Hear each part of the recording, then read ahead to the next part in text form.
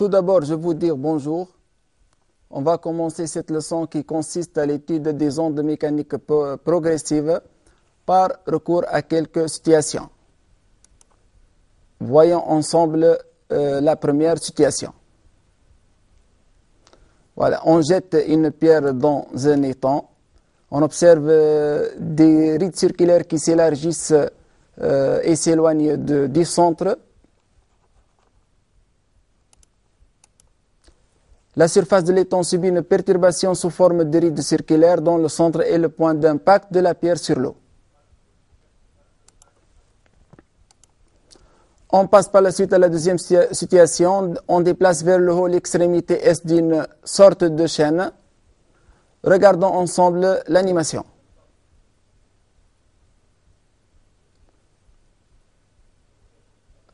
Regardons une autre fois.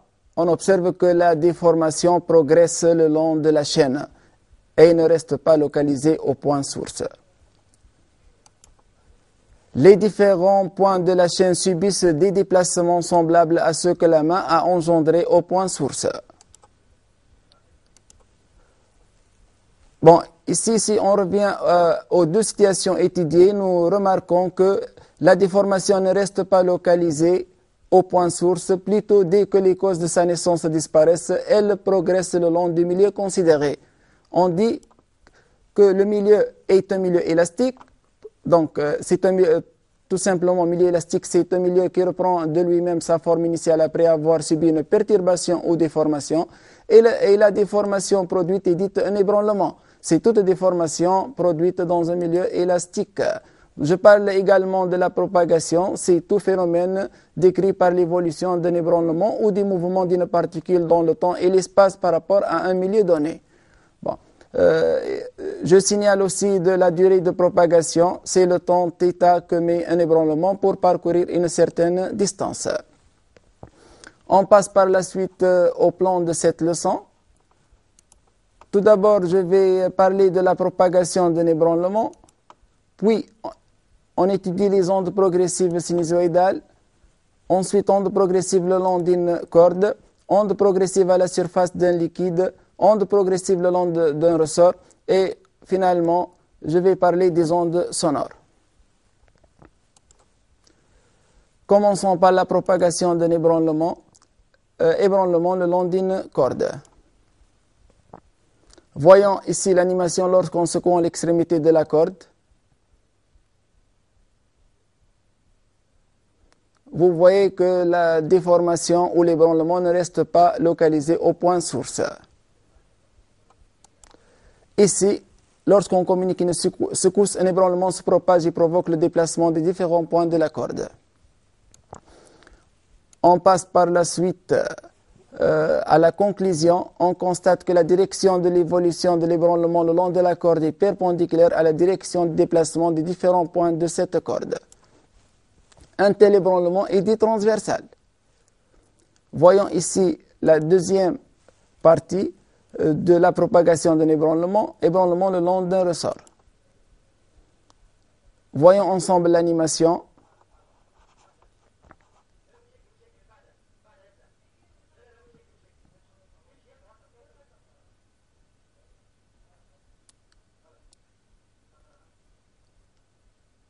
On va comprimer quelques spires. Voyons ici le résultat.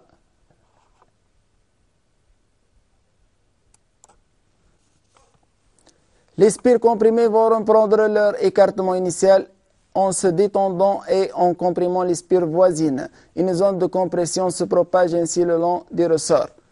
Bon, si on compare la direction de la propagation à celle de la direction des vibrations des spires, on remarque qu'il s'agit de la même direction. On constate que la direction de l'évolution de l'ébranlement le long du ressort est parallèle à la direction du déplacement des spires de ce ressort. Un tel ébranlement est dit longitudinal. On passe à la conclusion. Bon, on distingue deux types d'ébranlement. Donc, ébranlement transversal, l'exemple de la corde. Les points se déplacent perpendiculairement à la direction de propagation. Et Un ébranlement longitudinal, comme l'exemple du ressort, les points se déplacent parallèlement à la direction de propagation. Bon, je vais parler également de la vitesse de propagation ou ce qu'on appelle aussi la célérité. Voyons ici une déformation qui se propage le long d'un milieu élastique. L'ébranlement ont un' à l'instant t' et celle qui existait auparavant au point M à l'instant t. Ici, point M à l'instant t et M' à l'instant t'. Bon, l'ébranlement s'est propagé de M en M' avec une vitesse de propagation V appelée célérité de l'ébranlement telle que V égale M' sur delta t. Donc, avec M' exprimé en mètres, delta t exprimé en secondes, et par la suite, la vitesse s'exprime en mètres secondes moins 1. La vitesse de propagation ou célérité est une constante qui dépend de la nature du milieu de propagation. Elle dépend de l'inertie du milieu de propagation, la masse linéique dans le cas d'un milieu unidimensionnel, de la masse surfacique dans le cas d'un milieu à 2 dimensions, ou de la masse volumique dans le cas d'un milieu à 3 dimensions. Elle dépend également de la rigidité du milieu de propagation.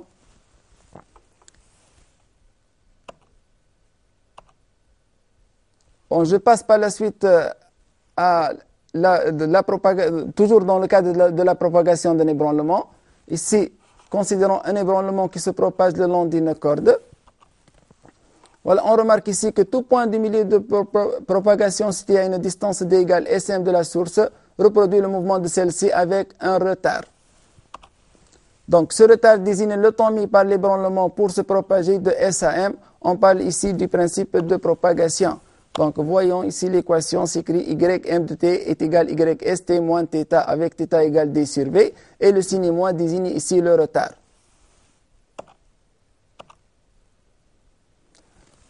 Voilà.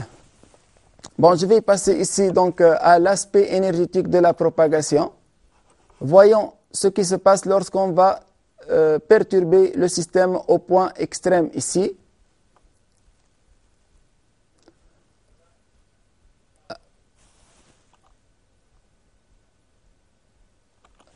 On remarque que chaque point monte puis descend mais n'est pas entraîné par l'ébranlement. La propagation d'un ébranlement s'effectue alors sans déplacement de matière.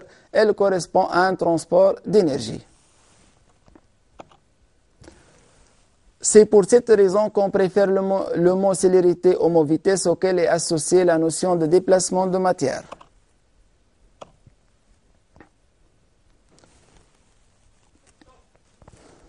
On peut étudier aussi l'influence des frottements sur l'amplitude. Voyons ensemble ici l'animation.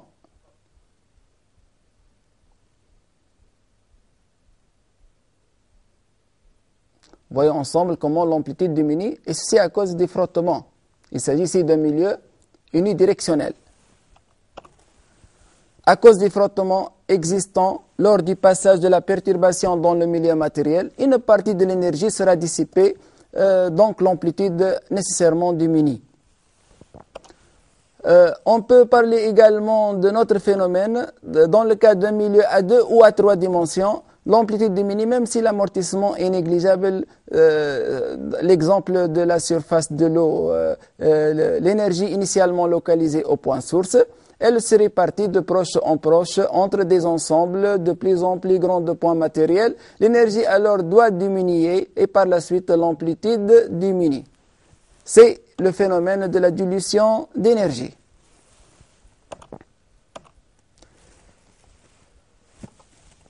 Il est très rare de rencontrer dans la nature des phénomènes qui résultent d'un seul ébranlement.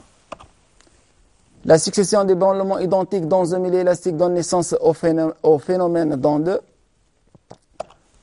Voyons ici l'exemple d'une lame vibrante dans un milieu quelconque. Le milieu donc c'est nécessairement élastique. Nous voyons comment donc on peut obtenir une onde ici sinusoïdale. Lorsque la vibration des points du milieu de propagation obéit à l'équation y de t égale a sinus oméga t plus phi, l'onde est dite sinusoïdale. Bon, le caractère transversal ou longitudinal d'une onde est fonction de celui des ébranlements correspondants. Si l'ébranlement est transversal, l'onde est dite transversale. Dans le cas où l'ébranlement est longitudinal, l'onde est dite longitudinale. Comme dans le cas d'un seul ébranlement, l'onde est caractérisée par une célérité V qui dépend des propriétés du milieu de propagation. Lorsque le milieu de propagation est illimité, l'onde progresse davantage et s'éloigne de la source. On parle ici d'une onde progressive.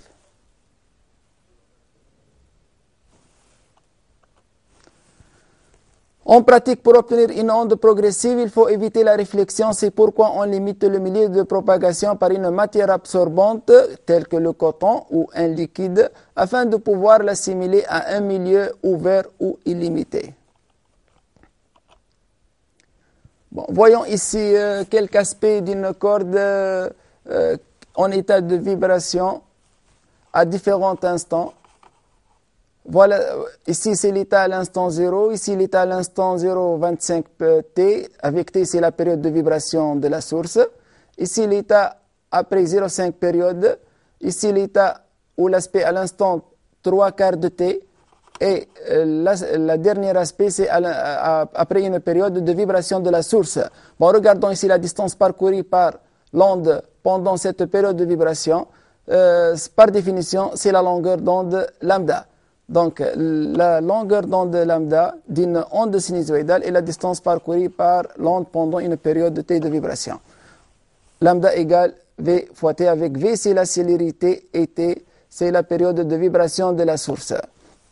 La longueur d'onde dépend de V, du milieu de propagation.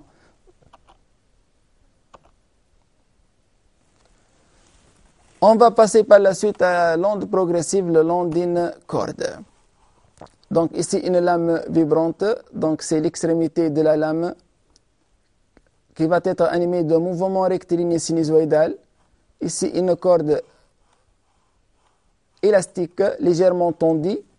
On a utilisé ici du coton afin d'éviter la réflexion comme on a dit. Puis on va observer donc l'expérience en lumière ordinaire. Voyons ensemble l'animation. La corde paraît sous forme d'une bande floue. Bon, comme vous voyez, en lumière ordinaire, il est impossible d'observer l'aspect instantané de la corde ou de suivre le mouvement d'un point M quelconque. Pour étudier le mouvement d'un point M de la corde, on peut utiliser une méthode d'analyse optique. Bon, ici, le dispositif toujours reste formé d'une lame vibrante de la corde élastique. On a ajouté ici un miroir tournant.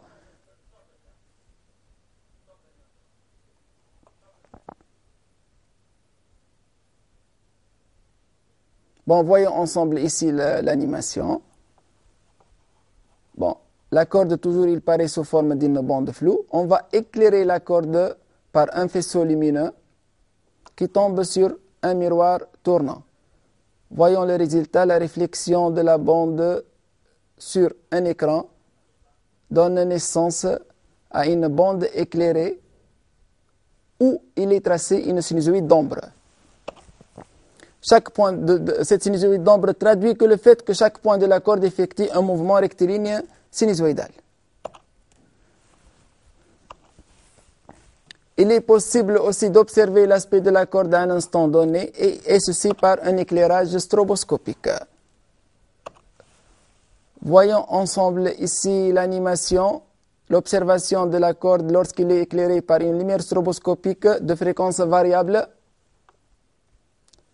Bon, si on observe la corde, il dessine toujours une sinusoïde. On observe ici un mouvement ralenti parce que la période des éclairs est proche de K fois T, avec K en T non nul. Bon, l'observation en lumière stroboscopique, si la période des éclairs est égale à K fois T avec K en T non nul, T est la période de vibration, la corde paraît immobile sous forme d'une sinusoïde. Si la période des éclairs devient très proche de KT, on a l'impression d'observer une progression lente de la sinusoïde, c'est-à-dire un ralenti apparent soit dans le même sens de propagation, soit dans le sens qui lui est contraire. On passe par la suite à l'étude théorique.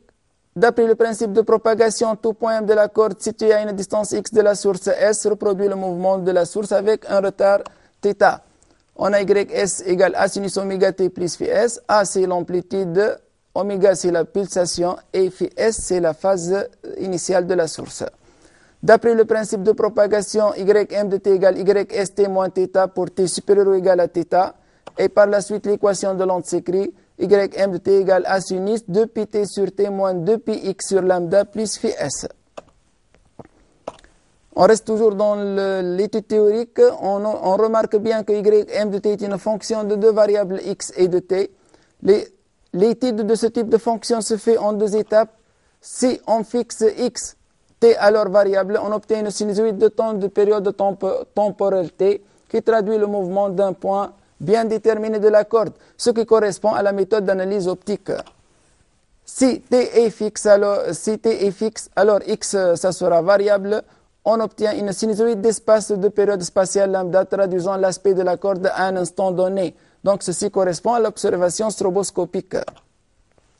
On parle ici d'une double périodicité de l'onde, une périodicité temporelle de période t et une périodicité spatiale lambda. On écrit yx de t égale y de xt plus t ou plus même plus kt. Et y de x et de t est égal à y de x plus lambda ou k lambda et de t. On passe par la suite à une application sur la corde vibrante. L'extrémité S d'une corde SA de longueur 1 mètre tendue horizontalement effectue un mouvement rectiligne sinusoïdal d'équation ys de t égale a sinus de 100 pt pour t supérieur ou égal à 0. On voit ici bien que la phase de la source est égale à 0. C'est-à-dire la source va commencer à vibrer dans le sens positif. Sachant que la célérité des ondes le long de cette corde est V égale 20 mètres seconde moins 1, la première question a représenté la sinusoïde des temps du point M1 tel que SM1 égale 30 cm. La deuxième question, comparer les mouvements de S et M1. La troisième question, dessiner l'aspect de la corde à l'instant T1 est égal à 1,75 10 moins 2 secondes. Voyons quelques instants de l'application.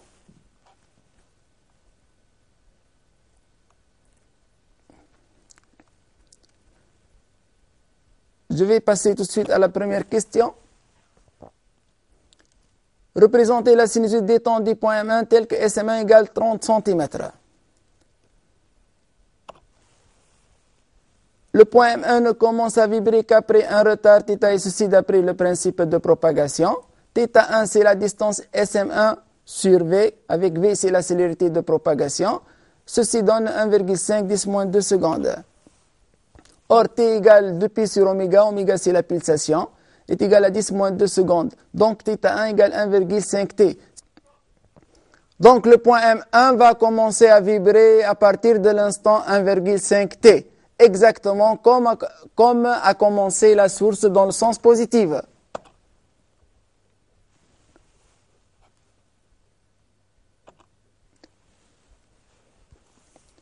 Je passe à la deuxième question. Comparer les mouvements de S et M1. Donc, on a la distance SM1 égale 30 cm.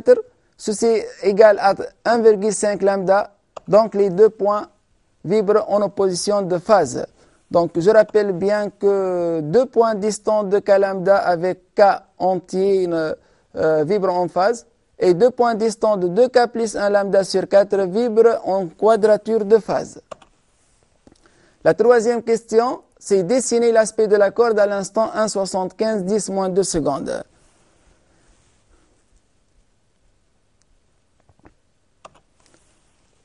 À l'instant 1,75 10 moins 2 secondes, qui est égal à 1,75 t, l'onde progresse de 1,75 lambda. La source a commencé à vibrer dans le sens positif. On aura alors une crête du côté du front d'onde. Et on observe l'aspect suivant. Donc ici, comme vous voyez ici, donc une crête donc, au niveau du front d'onde. Puisque la source a commencé son mouvement dans le sens positif. On passe par la suite à la quatrième partie, onde progressive à la surface d'un liquide.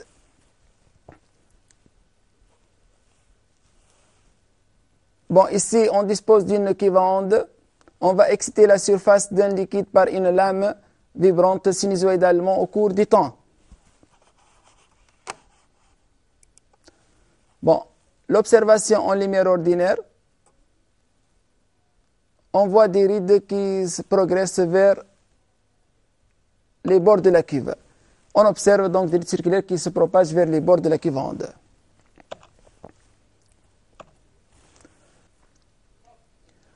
Comme dans le cas de la corde, on va passer à l'observation en lumière stroboscopique. Voyons ensemble l'animation. Donc ici, la surface de l'eau est excitée toujours par une lame vibrante. La période des éclairs ici est légèrement supérieure à K fois T.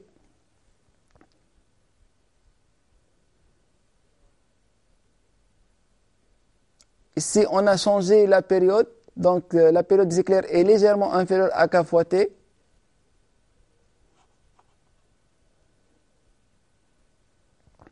Bon, ici, je vais signaler que si on excite la surface avec une réglette, on obtient des rides rectilignes au lieu de circulaires. La conclusion, donc, si TE égale K fois T, la surface de l'eau paraît immobile sous forme d'une succession de creux et de crêtes, alors que si TE est très proche de KT, on observe un mouvement ralenti des rides soit dans le sens réel, soit dans le sens contraire au sens de propagation. On passe à l'étude théorique. D'après le principe de propagation, tout point M de la surface situé à une distance R de S reproduit le mouvement de la source avec un retard θ. L'équation de la source YS de T égale A sinus oméga T plus phi S. D'après le principe de propagation, Ym de T égale YST moins θ pour T supérieur ou égal à θ, on obtient l'équation de l'onde Ym de T égale A sinus 2πT sur T moins 2πr sur lambda plus phi S. Donc, comme vous voyez ici, exactement comme dans le cas de la corde, on remplace tout simplement X par R. On reste toujours dans l'étude théorique. Tous les points de la surface du liquide situés à une même distance de S se trouvent dans le même état de vibration.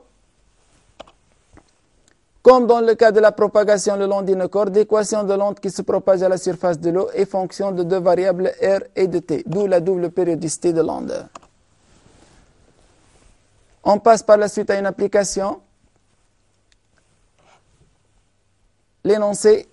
Une onde progressive circulaire issue du point source S se propage à la surface d'un liquide avec la célérité 0,48 m/s moins 1. Le mouvement de S débute à l'instant 0 secondes. On donne sur la figure ci-dessous une coupe transversale de la surface à un instant de date T1 passant par S et par M1 situé à R1 égale 21 mm de S. Voyons ici le point M1. Ici, la position de la source S. Donc, cette distance représente le R1. R1. Donc, si on peut calculer directement R1 en fonction de lambda ici, R1 donc égale 1,75 lambda, comme vous voyez. Je passe aux questions. La première question, déterminer la longueur d'onde de la phase initiale de S et l'instant T1. La deuxième question, trouver l'équation YT1 de R. La troisième question, c'est donner les lieux des points de la surface de l'eau ayant une élongation nulle et se déplaçant dans le sens positif à l'instant T1.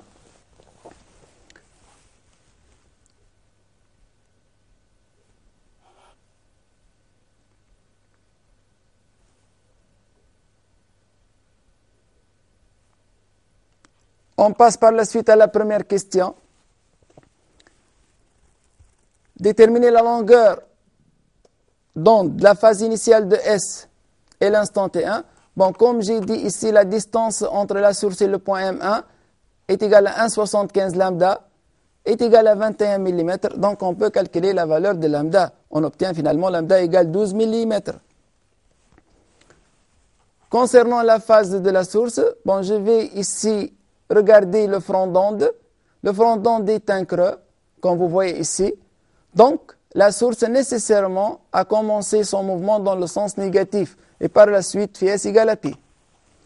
La partie extrême de l'onde est un creux, la source a commencé son mouvement à l'instant 0 dans le sens négatif, donc phi S est égal à pi. Pour calculer la date T1, donc ici il faut chercher la position du front d'onde par rapport à la source. Donc ici la distance c'est 1 lambda, 2 lambda, 2,5 lambda. Et on sait que pour progresser de lambda, l'onde lui faut une durée égale à une période t de vibration. À l'instant t1, l'onde a parcouru la distance 2,5 lambda, d'où t1 égale 2,5 t. Ceci donne 6,25 10-2 secondes. La deuxième question, c'est trouver l'équation YT1 de R. Ici, Y en fonction de R. Vous voyez ici, donc c'est une coupe transversale de la surface. Bon, regardons ici le début de cette courbe.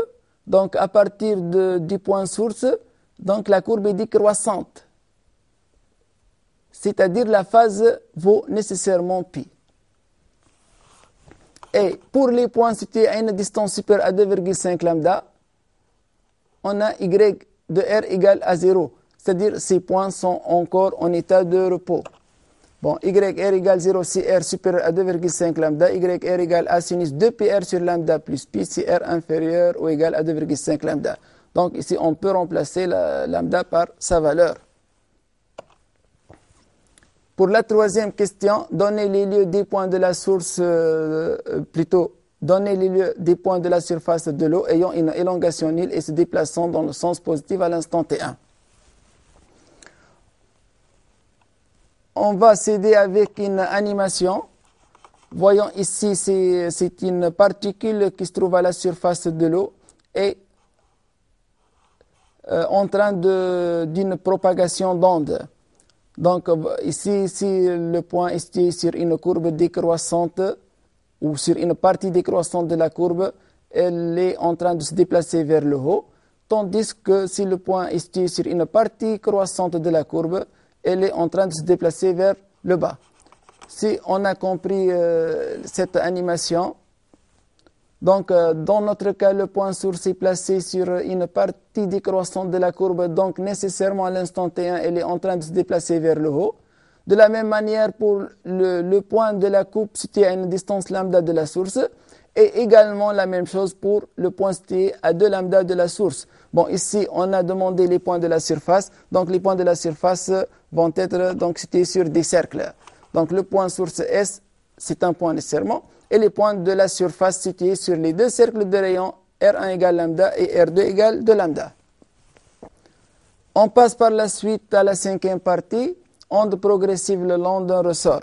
On dispose ici, comme vous voyez, d'un ressort aspire non jointif dont l'une de ses extrémités est attachée à un vibreur qui lui impose des vibrations sinusoïdales de période de T.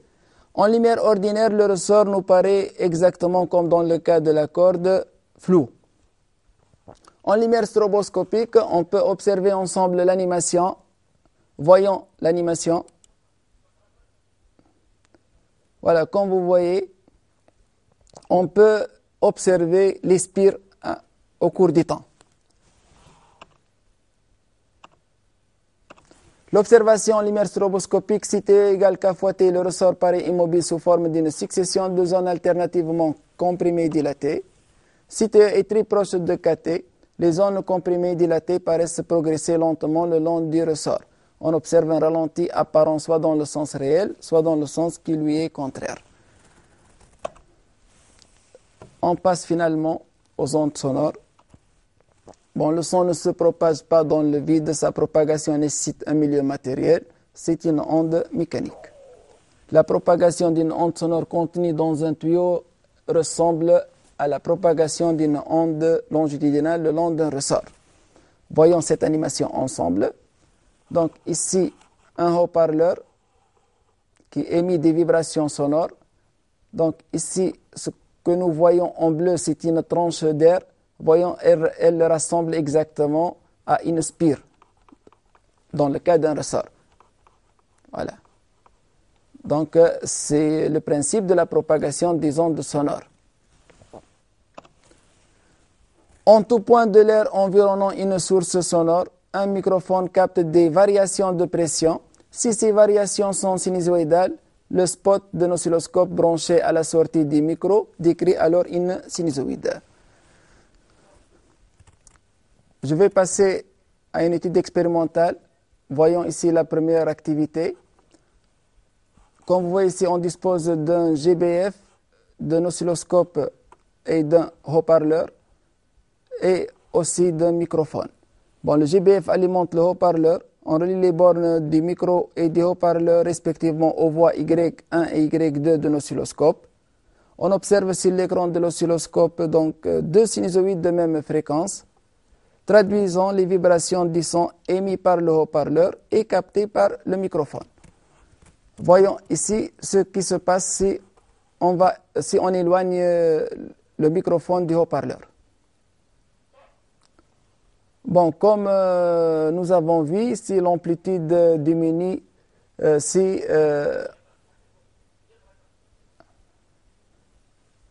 donc, comme vous voyez, si l'amplitude diminue, lorsqu'on s'éloigne du haut-parleur. Bon, la conclusion, c'est lorsqu'on éloigne le microphone du haut-parleur, le décalage horaire change et l'amplitude de la courbe C1 reliée au microphone diminue. Je vais passer à une deuxième activité. Bon, ici, je vais déplacer tout simplement dans l'espace le microphone, tout en gardant une distance D du haut-parleur constante. Voyons ensemble l'animation. Voilà, regardons ensemble l'amplitude de la courbe reliée au microphone. Pratiquement, on n'a pas...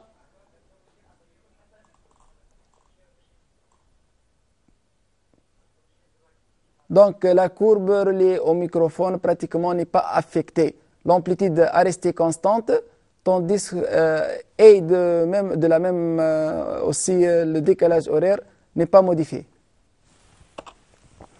En déplaçant le microphone dans l'espace tout en conservant des constantes, la courbe C1 n'est pas affectée. Donc, il s'agit ici d'une onde sphérique et longitudinale. Donc, les ondes sonores sont sphériques et longitudinales. Bon, je vais passer à une troisième activité sous forme d'une application mesure de la célérité du son dans l'air atmosphérique. Bon, ici, on note bien la valeur de la fréquence, c'est 1000 Hz ou 1 kHz. Ici, j'ai placé le microphone de manière que les deux courbes C1 et C2 soient initialement en phase. On va déplacer le microphone à partir de ce point, de manière que les deux courbes soient de nouveau en phase. On voit ensemble ici l'animation. Bon. Voilà, à ce niveau, nous remarquons que les deux courbes sont en phase, presque à une distance de 34 cm. Bon, qu'est-ce qu'il représente cette distance? Nécessairement, c'est la longueur d'onde lambda, dans le cas des ondes sonores.